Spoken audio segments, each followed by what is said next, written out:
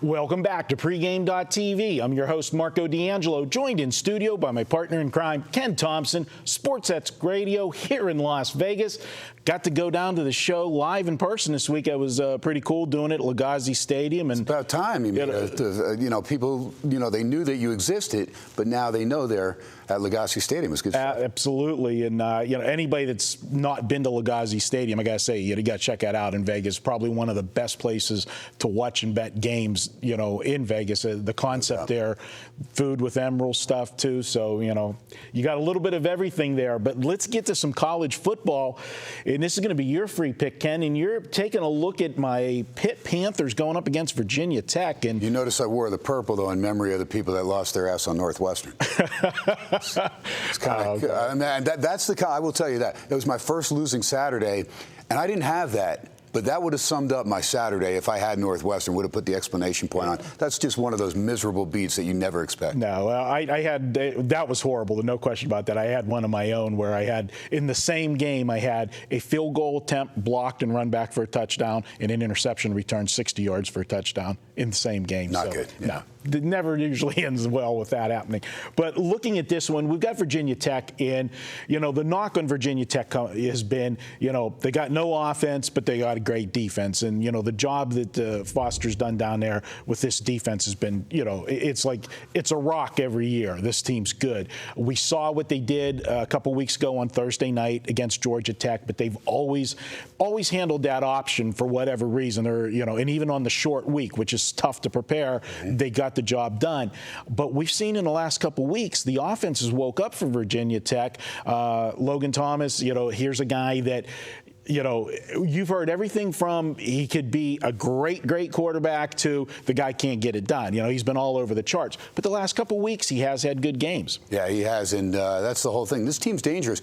I look at their schedule. There is a chance that this team could run the table, and their only blemish would be that loss to Alabama in a game that they outgained Alabama. It's only 212 to 206, but still holding Alabama to 206 total yards. Pretty impressive. The scoreboard wouldn't indicate that, but that game was much closer than the score. Yeah, before we get to you making it official, this is a game that is a revenge game for Virginia Tech. They played last year prior to Pitt moving to the ACC. It was a game in Pitt. Absolutely ambushed them last year. One of those unexplainable games of, Virginia Tech laid an egg. But I will point out to you, me being the Pitt guy, that was Coach Chris' first season at Pitt.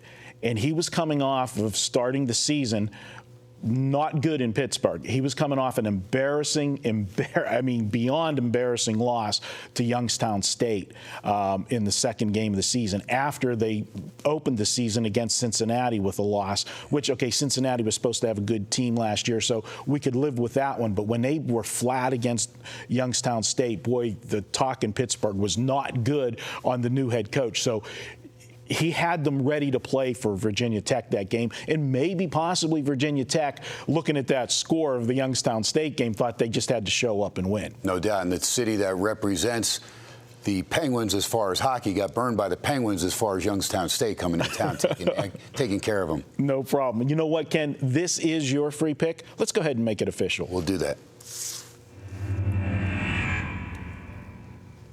All right, this is a Virginia Tech team that my buddy Billy Roth is actually, I think he's in his 20th year calling the games for the Hokies.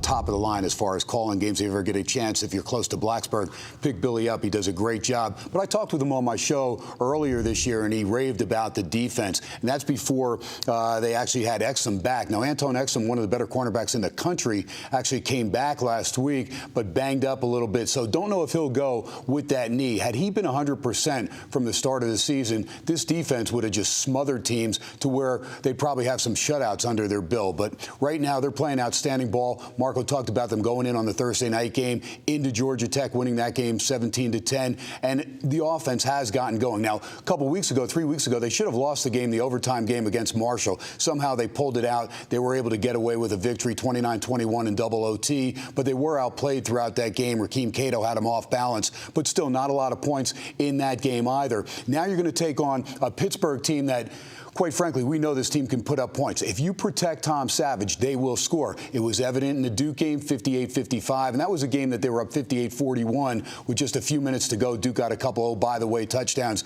and made it look very respectable on the scoreboard. In fact, if you laid the 3.5, 4 points with Pitt, you got burned at the end on that one. Savage is solid. The transfer from Rutgers, there is no doubt. But the only game he played against a team that has a good pass rush was the opener Labor Day, and that was against, of course, Florida State. Famous Jameis Winston coming on the scene, but it was all about the defense getting in the face of Savage. He threw a few picks, and I expect more of the same from Virginia Tech. When you look at that defensive line, which is their strength as far as on the defense, you've got James Gale, you've got Derek Hopkins, and Junior Collins.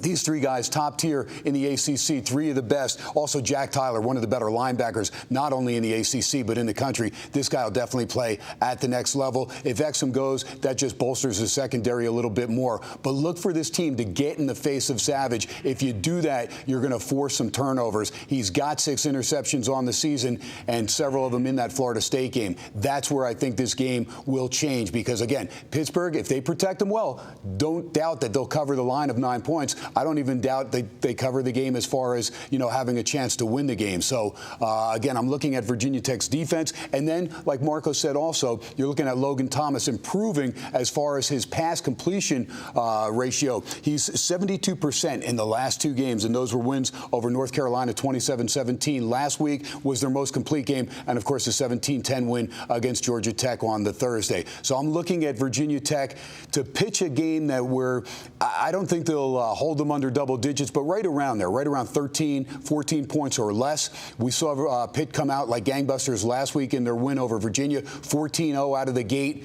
They never scored again after the first quarter. They got away with it because it's Virginia, and Virginia's offense is more inept than anybody's in the ACC. So lay the points with Virginia Tech. I feel Blacksburg will be pumped up. They see the light now that this team is capable, and they do have a chance to win the ACC. There is no doubt they can take out some of the other stronger teams in the conference because they have that defense. So, Marco, I'm going to lay the points. Virginia Tech, again, I know the offense is still questionable. I know Pittsburgh's offense is better, but I'm looking at a lot of pressure from that VT defense to cause turnovers, short fields for Logan Thomas and company, and them to win the game somewhere in the neighborhood of 27 or 30-13, somewhere in that neighborhood. All right, and Dad, one thing for you, that one bad game that Virginia Tech had, other than, of course, the Alabama game, we talked about, you said the Marshall game being double overtime. You got to note that game was played on the Saturday prior to the Thursday game on national TV against Georgia Tech. And I've seen so many times over the years, it's something that I go through my schedule, and for that weekend, I'll circle anybody that's playing on a Saturday and is also coming back and playing on Thursday, because so often they're looking ahead